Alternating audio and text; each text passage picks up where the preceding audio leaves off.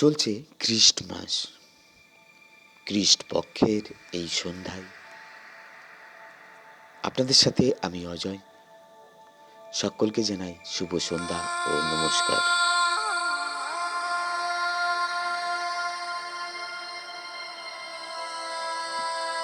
আজ এই খ্রিস্ট পক্ষে মণিলাল মুখোপাধ্যায়ের লেখা রোহিণীর গল্প আত্মা মরে না, ওরা খ্রিস্টান। গল্পটি আমি শুকতারার 101 ভূতের গল্প থেকে নিয়েছি। শুধু শ্রোতা বন্ধু, গল্পটি কেমন লাগলো জানাতে ভুলবেন না। ভালো লাগলে বন্ধুদের সাথে শেয়ার করবেন, লাইক ও চ্যানেলটি সাবস্ক্রিপশন করবেন এবং আপনার চ্যানেলের নোটিফিকেশন বেল আইকনটি, গল্পগুলির নোটিফিকেশন পেতে দয়া করে একবার দেখে নেবেন।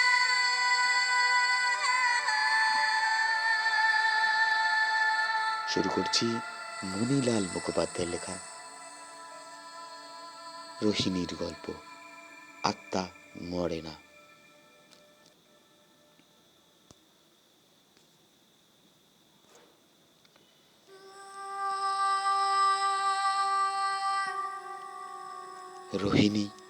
রোহিণী একজন প্রতিবন্ধী একটি মেয়ে। প্রথমে ওর দুটো পায়ে ছিল সুপুষ্ট। সে যখন জন্মেছিল, তারপর হঠাৎ একদিন রাহুর মতো পোলিও গ্রাস করলো ডান পায়ের হাঁটুর নিচের দিকটার পেশিটা। স্বাবলম্বী রোহিণী পরগাছার মতো আঁকড়ে ধরল ওর বাবাকে। রোহিণীরা খ্রিস্টান। শহরের একটা বিশেষ এলাকায় বাসস্থান হলেও পার্টিতে কিংবা চার্চে গেলে বাবা মেয়েকে সবসময় সঙ্গে নিয়ে যান। সব রকম ঠাট্টা বিদ্রুপের হাত থেকে মেয়েকে বাঁচায়। মেষপালক যেখানেই থাকুক না কেন, তার যেমন মেষের দিকে লক্ষ্য রাখে, রোহিণীর বাবা শাসনেরও ঠিক তেমনি লক্ষ্য ছিল মেয়ের উপর। ওর মা এদেশীয় ছিলেন, এটা ওর বাবার কাছ থেকে শুনেছিল।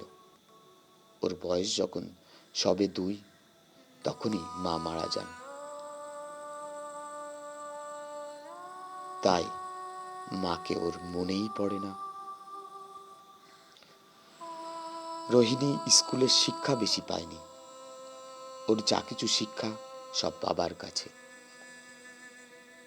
একটু বড় হতেই ও যখন বুঝতে পারল ওর সহপাঠিনীরা ওর চলনভঙ্গিকে অনুকরণ করে আনন্দ উপভোগ করছে, ও আর স্কুলে গেল না।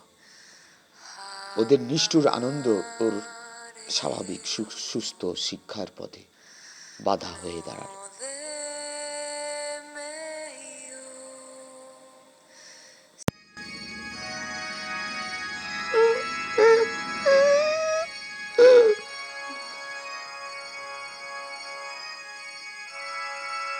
একদিন ও দারুণ মানসিক যন্ত্রণা আর হতাশায় বিছানায় মুখ গুজে কাঁদছে।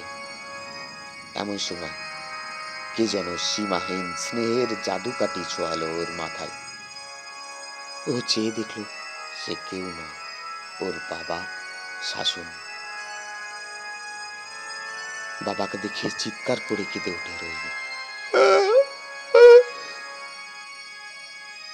বাবা, আমি যে আর পারছি না বাবা। মাথায় হাত বুলে ওর বাবা শাসন আর সান্ত্বনা দেয়, বলে, চুপ কর মা, চুপ কর, কাঁদিস না। যারা অপরকে আঘাত দেয়, সেই আঘাত একদিন সুদে আসলে তারা ফিরে পায়।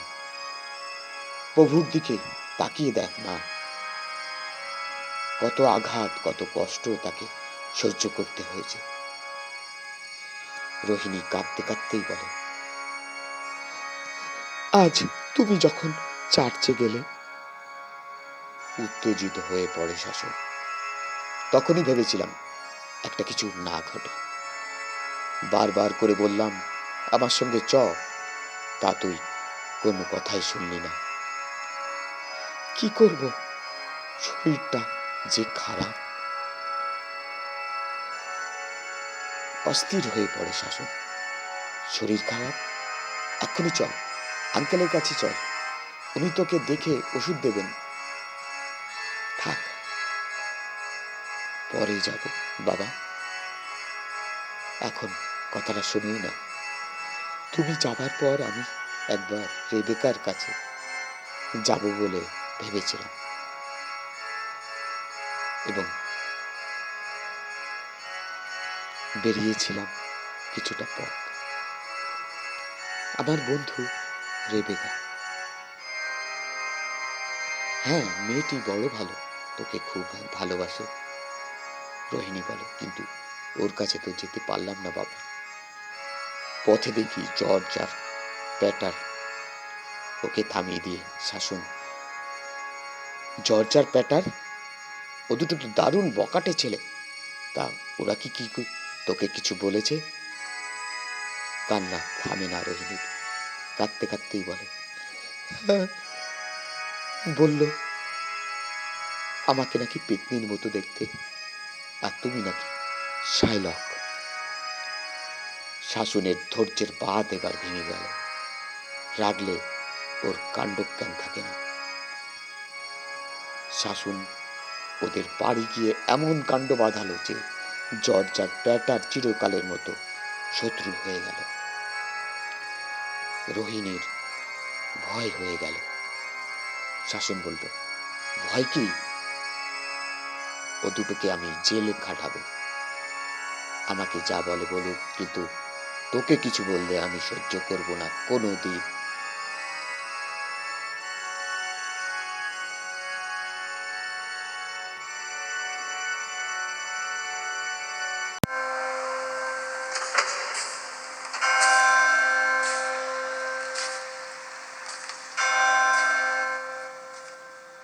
দু একদিন চুপচাপ, আবার সেই একই ঘটনা। রোহিণী তো আর ঘরের মধ্যে দিবারাত্রেও থাকতে পারে না, তাই একটু বেরিয়েছিল রেবেকার কাছে যাবে বলে।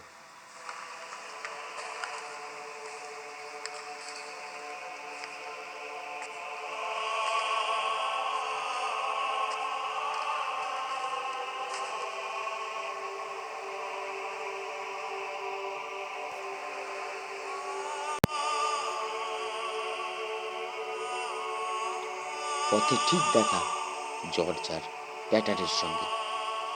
ওরা প্রত্যক্ষভাবে কিছু না বললেও পরোক্ষভাবে যা বলল তা মনের মধ্যে আগুন জ্বালানোর পক্ষে যথেষ্ট। রোহিণী বাবাকে কিছু বলল না, পাছে শত্রুতা আরো বেড়ে যায়।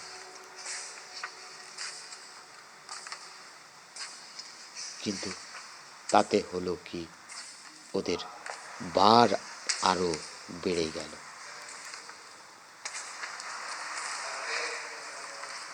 ওর বাবা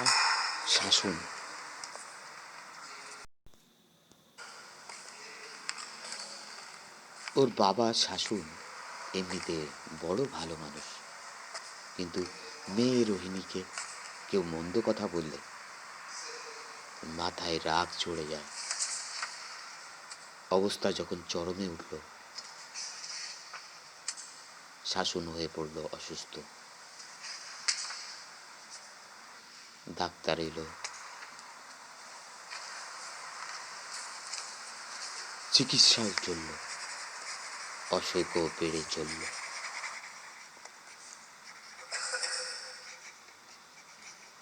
অবস্থা যখন আয়ত্তর বাইরে, ডাক্তার রোহিণীকে বলল,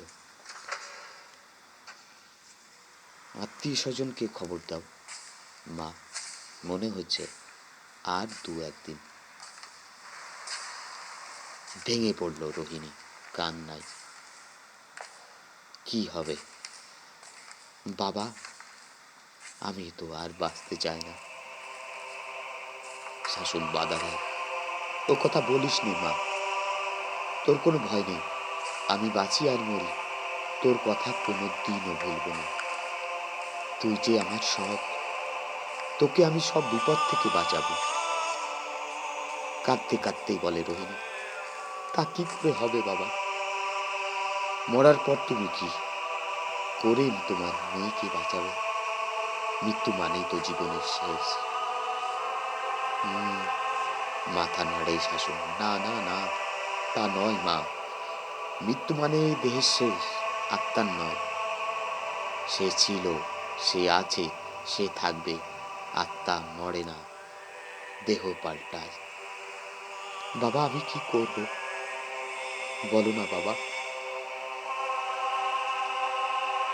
শাসন সান্ত্বনা দেয়, ভয় পাস নে মা। পরিশ্রম, সততা আর নিষ্ঠাই জীবনের সাফল্যের চাবিকাঠি। প্রভুকে স্মরণ করবি। রোহিণী বলল, তুমি আমার কাছে ভগবান বাবা, আমি তোমায় জানি। মেয়েকে ভোলাই শাসন, আমি তোর পাশে পাশেই থাকবো মা। সব বিপদ, সব অমঙ্গলের হাত থেকে তোকে বাঁচাবো।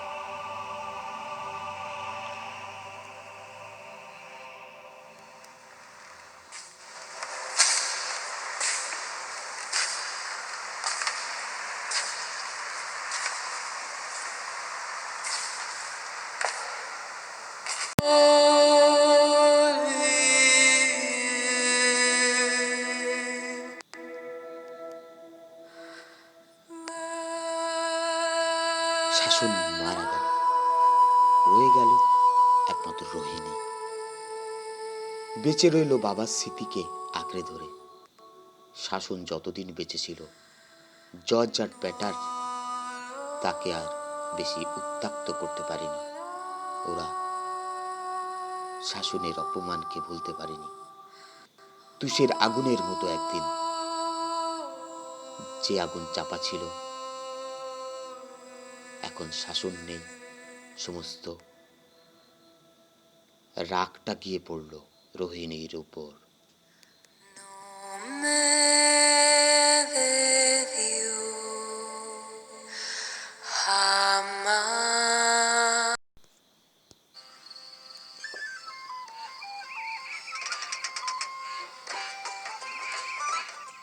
এই দুঃখের দিনেও রোহিণী কিছুটা ভালো সময় কাটল তার একজন ভালো বন্ধু রেবেকার বাড়িতে।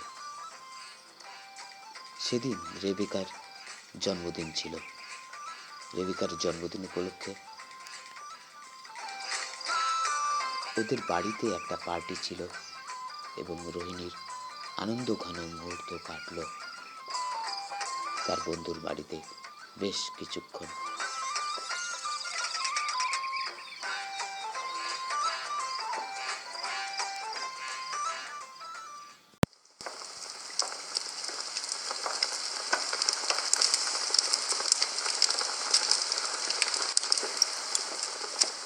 সেখান থেকে ফিরতে রোহিণীর একটু রাতই হয়ে গেল।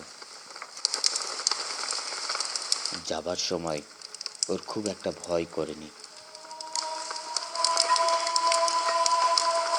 কিন্তু ফেরার সময় ওকে ভয় এসে চেপে ধরল। একে নির্জন রাস্তা, তার উপর সে একা।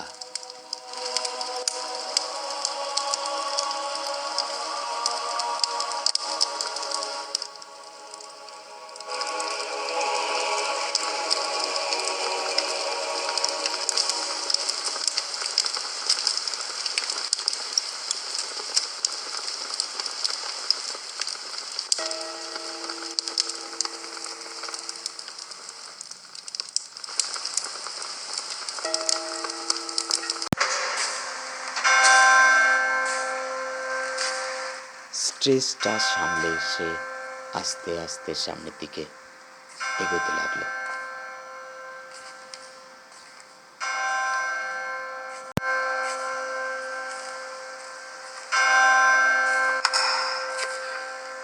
কিছুটা যাবার পর ও এলো চৌমাথায়। একটা পথ গেছে ওর বাড়ির দিকে, একটা দিয়ে যাওয়া যাবে ওর স্কুলে,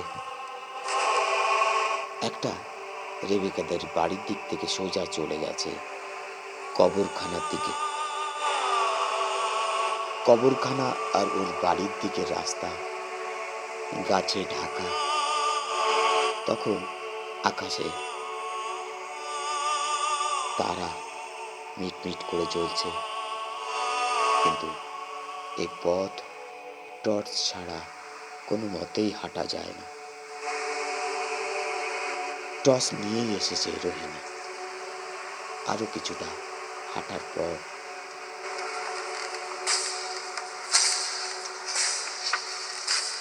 অন্ধকারটা গাঢ় হলো, গাঢ়তর হলো।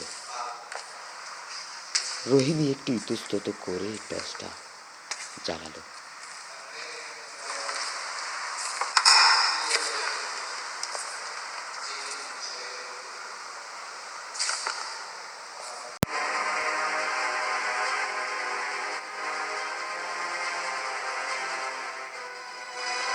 তার টর্চের তীব্র আলোর ফোকাসটা সোজা গিয়ে পড়ল সামনের রাস্তার যেখানে দুজন ছেলে দাঁড়িয়েছিল। ওদের মুখ দেখেই চিনতে পারল রোহিণী। জর্জ আর প্যাটার। ও খুব ভয় পেয়ে গেল, মনে মনে প্রভুকে স্মরণ করল।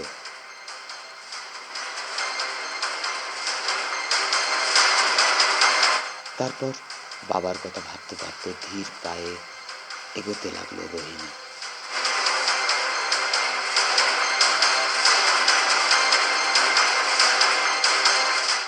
জর্জ আর প্যাটারকে এড়িয়ে পাশ দিয়ে চলে গেল রোহিণী। ও ভাবলো এই যাত্রায় ও বেঁচে গেল, কিন্তু না, তা হলো না।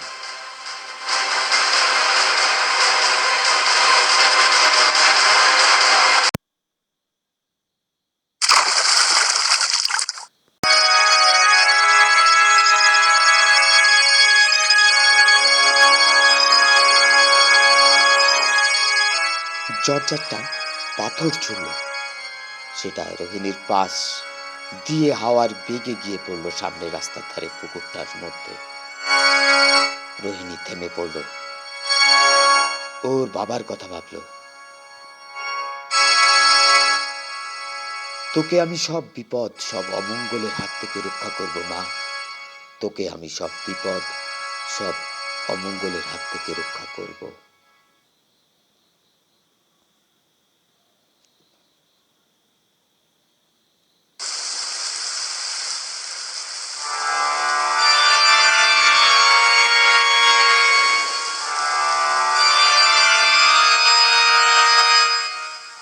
ও মনে মনে বাবাকে ডাকতে লাগলো। রোহিণী একটু যেন সাহসও পেল। জর্জকে বলল, তোমরা ওরকম করছো কেন জর্জ? আমি তো তোমাদের কোনো ক্ষতি করিনি। জর্জ বলল, তুই যে দেখছিস চার্চের ফাদারের মতো কথা বলছিস। বড় বড় কথা বললে মেয়ে গায়ের ছাল তুলে নেব আমরা। অসভ্যের মতো কথা বলো না। তোমার বাবা মা কি তোমাকে ভদ্রভাবে কথা বলতে শিক্ষা দেয়নি? রোহিণীর মুখ ফসকে বেরিয়ে আসার কথায় আগুনের ঘৃতাহুতি পড়ে।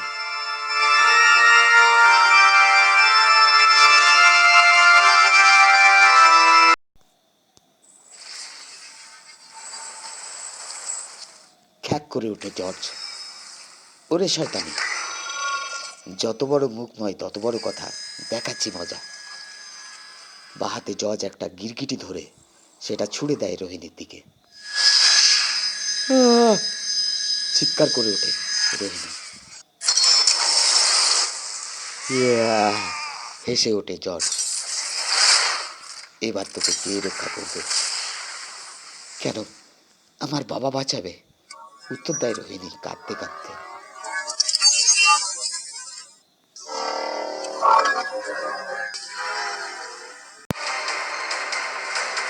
জর্জ কর্কশ গলায় চিৎকার করে বলে, তোর বাপ। হ্যাঁ, তোর বাপ। বলিস কি? তার তো দফা রফা। প্যাটার, প্যাটার, তুই কি বলিস? কিন্তু অস্বাভাবিক, অতি প্রাকৃতিক গাম্ভীর্য এনে প্যাটার বলে, আত্মা মরে না, দেহ পাল্টায়। মানুষের আইন শয়তানকে শাস্তি দিতে না পারলেও আত্মার হাত থেকে তার নিষ্কৃতি নেই। কথা শুনি প্রথমটাই হকচকিয়ে যায় জর্জ। প্যাটার, এই প্যাটার, তুই এসব কি বলছিস? প্যাটার কোনো কথা না বলে এগোতে থাকে বাড়ির দিকে। জর্জ প্যাটারকে অনুসরণ করে। প্যাটারের মুখে বাবার কথা শুনে প্রথমটাই রোহিণী অবাক হয়ে যায়। এরপর চোখের জল মুছতে মুছতে এগোতে থাকে রাস্তার দিকে। কিছুটা যাবার পর দেখা সেন্ট ব্রিগেড হাই স্কুলের ফাদারের সঙ্গে।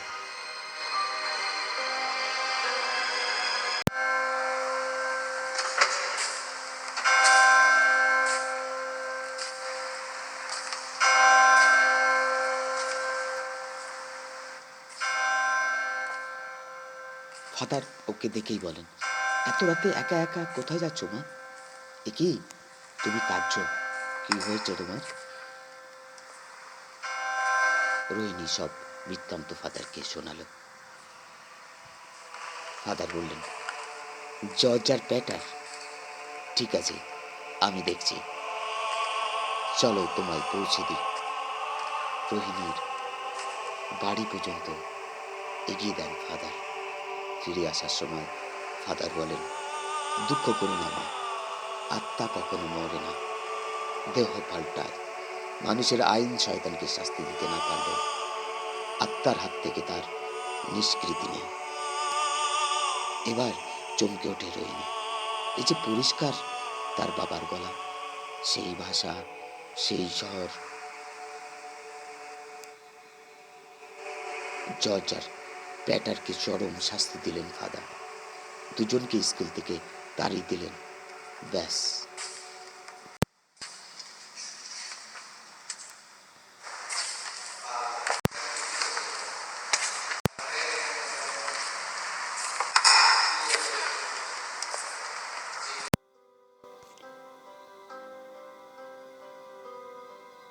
আর যায় কোথা? জর্জ আর প্যাটার খেপে গেল ওরা। দুজনে ঠিক করলো শাসনের কবর খুঁড়ে কফিনটাকে বের করবে। এরপর বডিটাকে বের করে প্রথমেই মুন্ডুটাকে কেটে ছুঁড়ে ফেলে দেবে তারা। তারপর হাড়গুলোকে হাতুড়ি মেরে মেরে গুঁড়ো করবে। তাহলেই নাকি ওর আত্মার সব ক্ষমতা শেষ হয়ে যাবে, ওর চূড়ান্ত মৃত্যু ঘটবে। এরপর রোহিণীর ব্যবস্থা। প্রস্তাবটা অবশ্য প্যাটারের। জর্জ সায় দিল।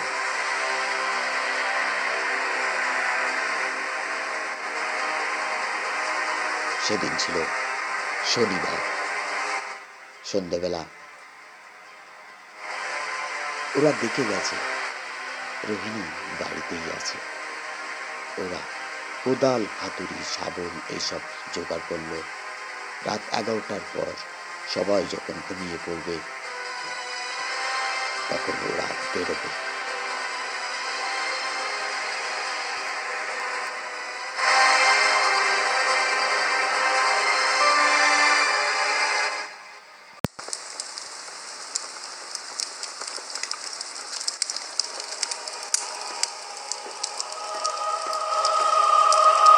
সন্ধ্যে থেকেই রোহিণীর মনটা খারাপ।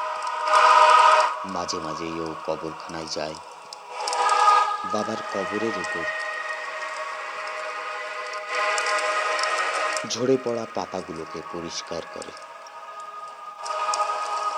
তারপর কবরের উপর ফুল ছড়িয়ে দেয়। বেশ কিছুক্ষণ বসে বসে বাবার জন্য কাঁদে, তারপর বাড়ি ফিরে। জর্জ আর প্যাটার শাস্তি পাবার পর থেকে ও বাইরে বেরোতে আর সাহস করে না। তখন রাত 11টা।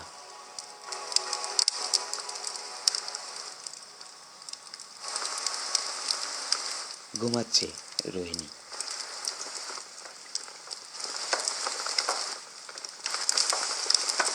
স্বপ্ন দেখছে ও হাঁটতে হাঁটতে ওর বাবার কবরের উপর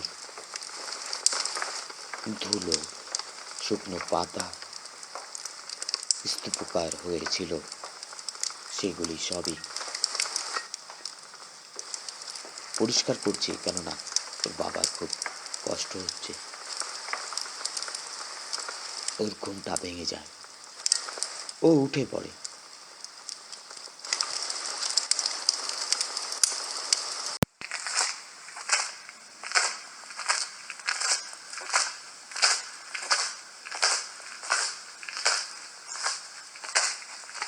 দরজা খুলে বাইরে বেরিয়ে আসে। চারিদিকে তখন গাঢ় অন্ধকার।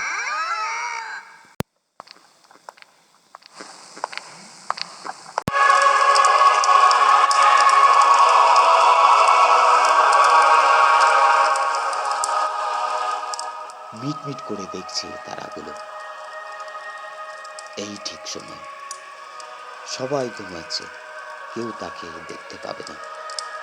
ও তাড়াতাড়ি উঠোনের ফুল গাছ থেকে কিছু ফুল তুলে নিয়ে এগোয় কবরখানার দিকে। ওর মনে কোনো ভয় নেই। রোহিণী জানে ওর বাবার আত্মা ওর পাশে পাশে আছে।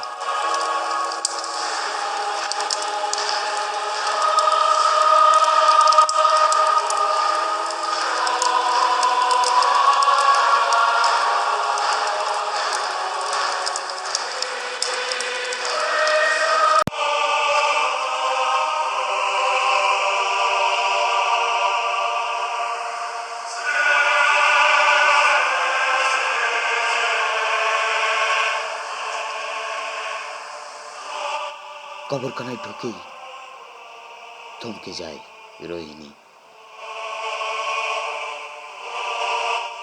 জর্জ আর প্যাটার এত রাতে ওরা কি করছে? তবে কি জর্জ আর প্যাটার পরিকল্পনা মতো শাসনের কফিনটাকে কবর খুঁড়ে বের করেছে ইতিমধ্যে। এরপর শাসনের দেহটাকে ধরাধরি করে কফিন থেকে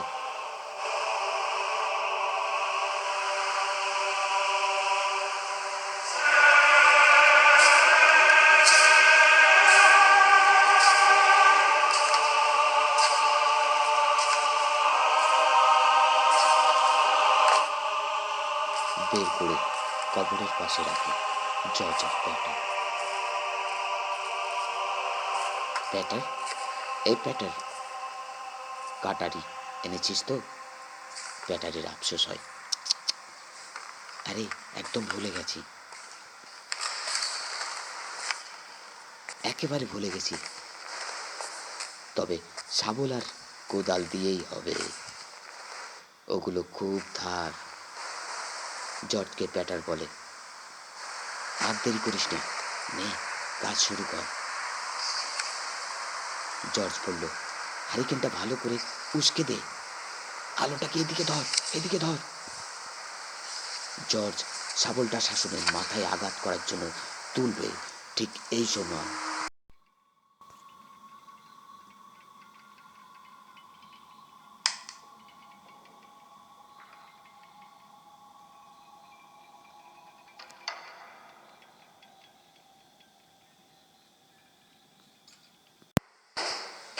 ঠিক এই সময় ছুটে যায় রোহিণী।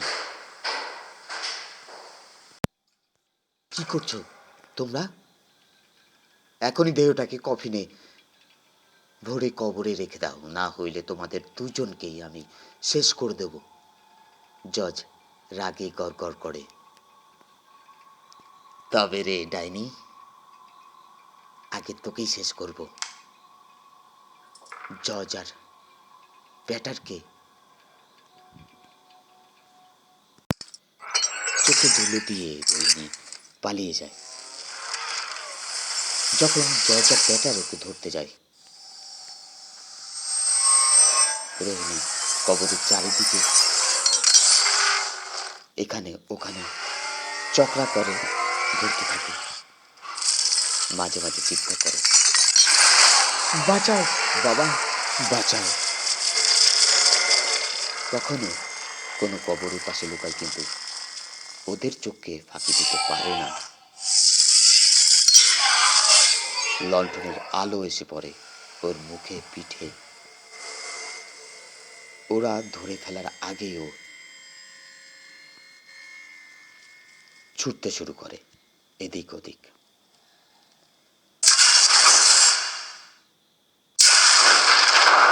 রোহিণীর গতি এত তীব্র যে জর্জ আর প্যাটার ওর সঙ্গে পেরে ওঠে না কিছুতেই।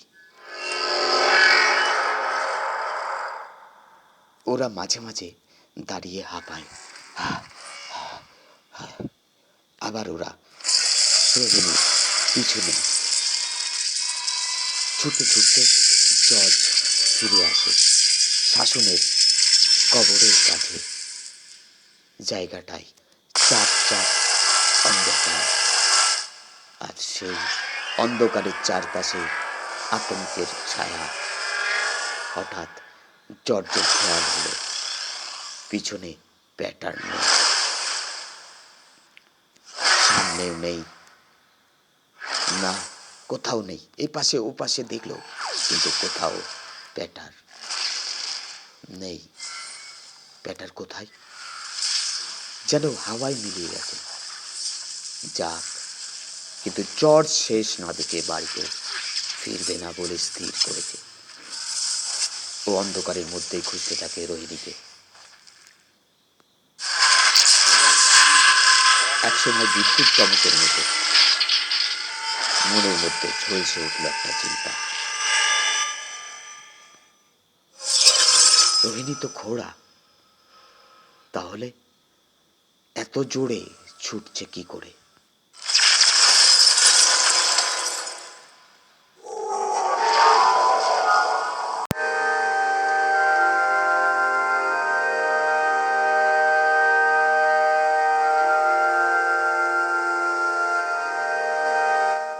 পিছন থেকে একটা শান্ত গভীর গলার স্বর ভেসে আসে, আত্মা মরে না, দেহ পাল্টায়। মানুষের আইন শয়তানকে শাস্তি দিতে না পারলেও আত্মার হাত থেকে তার নিষ্কৃতি নেই।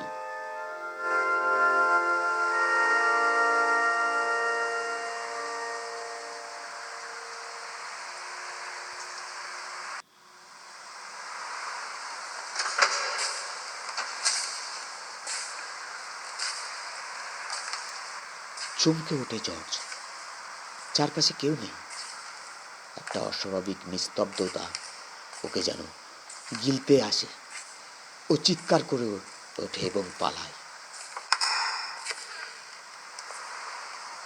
এরপরই দেখল কবরের সেই ঘন অন্ধকার ভেদ করিয়ে বেরিয়ে আসছে প্যাটার।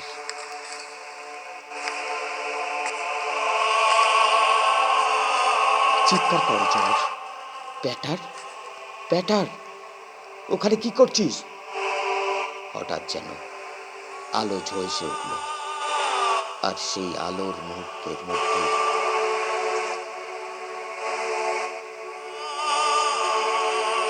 স্পষ্ট দেখতে পেল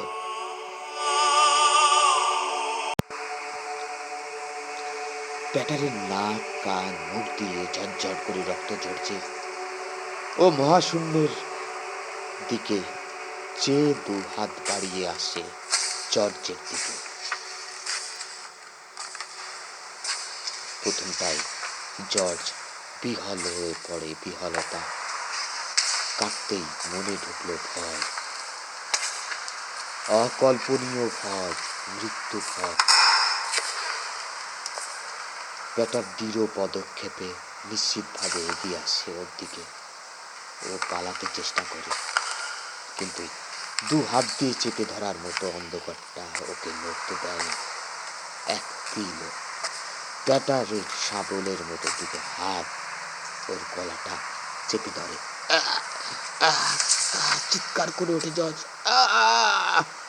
কে কে তুমি? শাশুন। উত্তর আসে, আত্মা মরে না, দেহ পাল্টায়।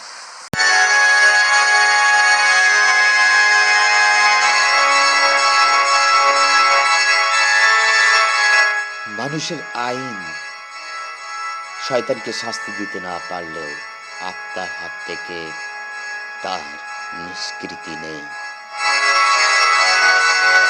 ধন্যবাদ। শুনছিলেন